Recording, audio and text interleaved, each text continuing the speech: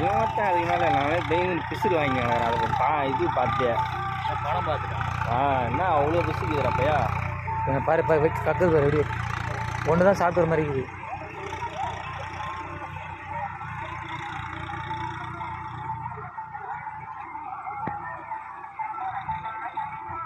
பாரு நின்றுட்டு போகிறேன்.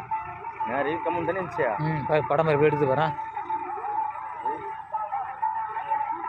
போமா போமா பைவில் போய்டுமா.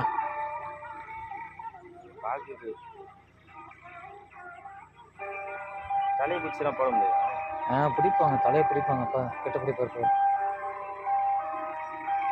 அதே போல் பாம்பு வந்து கையில் தான் பிடிக்கணுமா, அப்போ தான் வந்து அதனுடைய இது நம்ம என்ன பண்ணுறோம் இது பண்ணுறோன்னு உணரணும். கடையில் வரும்போது அப்போ ஒன்றும் சொல்லுவார் அவர்.